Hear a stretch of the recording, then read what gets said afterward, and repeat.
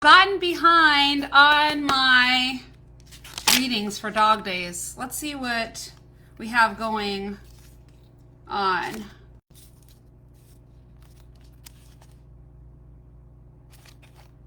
My little dog, a heartbeat at my feet. Oh, that's cute. Let's do one more because they're just so cute. Make it look like an accident. Carpet cleaners. Okay. That's funny. Oh no. What do we do with our dogs, right? That's actually perfect because when we deal with separation anxiety, a lot of our dogs do have accidents in our houses, right?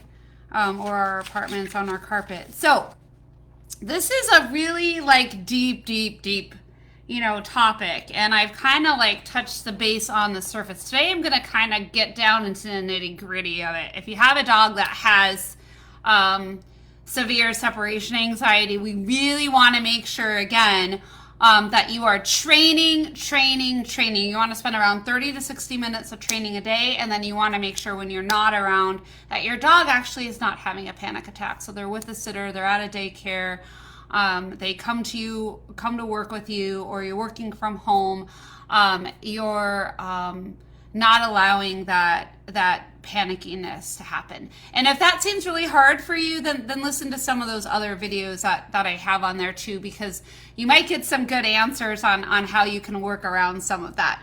So the biggest thing that you want to set up is like a little, confinement area. Yeah. Let's see. What could I use here? So think of this. This is like,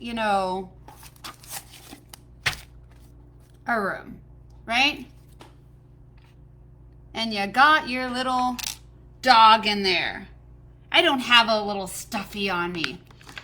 We'll just pretend that this little dinosaur is the dog. So you have the dog in this confinement area, and one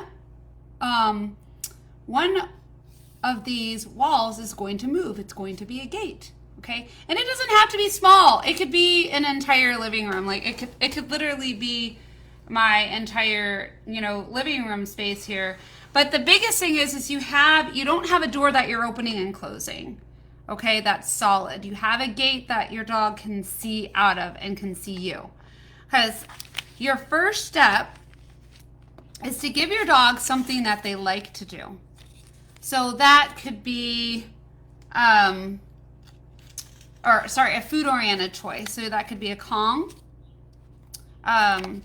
It could be a bone, something for them to chew on. Who knows what a Kong is? Let's see. I have one down here. Surprise! Here's a Kong. Great. Okay. Nylabone may not work so good if your dog doesn't, find this really tasty. It needs to be something that it really tastes good and your dog's going to kind of want to be into.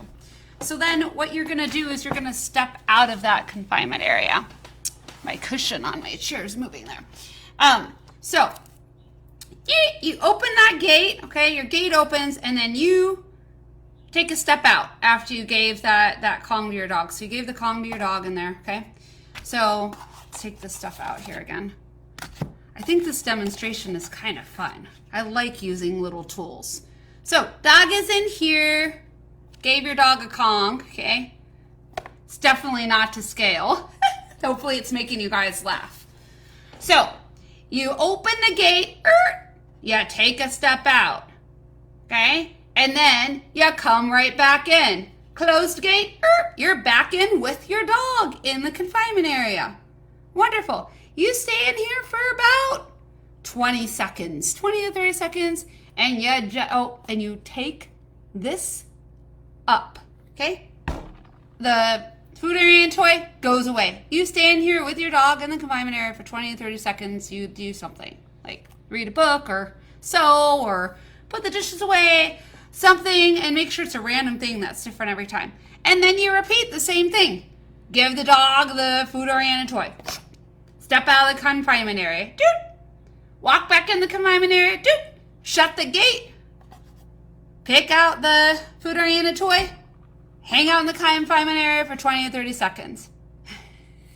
You repeat it over and over again until your dog is just kind of bored. So make sure you watch that video on reading dog behavior because you want to make sure that your dog is getting bored at this step, okay?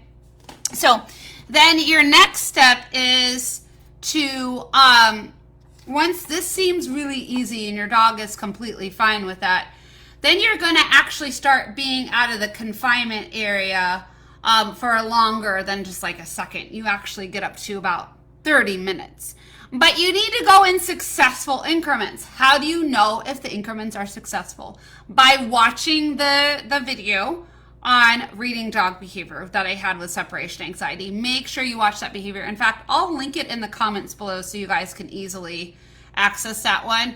Because you do want to make sure that your dog is relaxed enough so that when you go to the next step, that they're not going to have a full-blown panic attack, that they're able to handle it, they're ready, their nervous system has done some re-regulation or grounding, that they can handle the next step.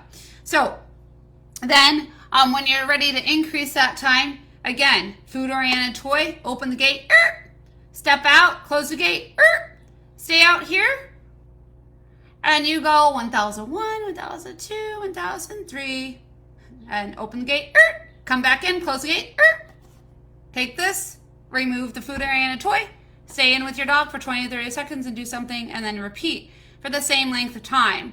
And then you're going to gradually increase it over time where you're outside for maybe 2 seconds longer, 3 seconds longer, 10 seconds longer. You don't want to jump from like 10 seconds to 30 minutes. You don't want to jump from, 10 seconds to 5 minutes. You want to gradually increase that time period, and you are within sight, so you're literally going to be probably standing outside this gate. If you want to move around a little bit and be in some other locations as you start increasing the time and your dog can handle it and isn't overloading and having panic attacks, that's completely fine, but your dog still needs to be able to see you. So if this is a solid wall and this is a solid wall and over here is, but this is the gate here, then I need to be in this location over here where my dog can see me. I go over here, now I'm out of sight. Okay? That is not what we're doing in this step. We are staying within sight, and you want to get up to 30 minutes. So for most dog owners that I work with, that takes, quite a few weeks, sometimes a month before they can get to that level. So you want to think that it should be boring for your dog, boring for you, and paint should be drying on the wall. And you want to think that you want to do you want your training sessions to actually last for 30 minutes. So this whole process that I showed you, where you're putting this in here, opening the gate, leaving, coming back in, taking this out, and then waiting for 20, 30 seconds, you're going to repeat that for a whole 30 minutes, this whole situation. So you're not standing out here for 30 minutes. Initially, that's not where you're starting. You want to end at that length of time, but what you're doing is you're repeating this process at whatever length of time your dog can handle when you're outside of here, in gradual increments that get longer and longer and longer in length, and then doing this whole process for a full 30 minutes. So you're training your dog for a full 30 minutes while you're going in and out of the confinement area. If that's confusing for you, comment below, because I want to make sure you understand that entire thing. And it's a really good idea to do it, twice a day, if you can. If that's too much, then do 30 minutes once a day. If that's too much and your dog is on the severe end, then message me, because we need to look at what we can do to help you out. Because most dogs are going to need a substantial amount of time to learn how to meditate, just like people do. So in the next video I do, we're going to be talking about moving towards you being out of sight within the home. So just so you know, when we're opening this confinement door here, this is not the door that goes outside of your house. Okay? This is a gate within your home. Okay? So if we were to look at, let's just look right here with this hallway. Let's just say that I had a solid wall on this side, okay? And I wanted to confine my dog into this living room. Well, there's this hallway back here. So I could put the gate up here, right? That could be possible if this goes to the front door. You want the gate to be somewhere where it goes to the front door. So with that being said, as I rethink what I'm wanting to say here, let's see if I can turn my computer around. I don't have the most flexible camera on my desktop. So that you can see here's the front door. All right. Here's a great area to put the gate. Okay? Because most dogs are going to eventually, when we start going out that door, they're going to want to see you leave. So if I were to work with the confinement area in this location where I put the gate up here,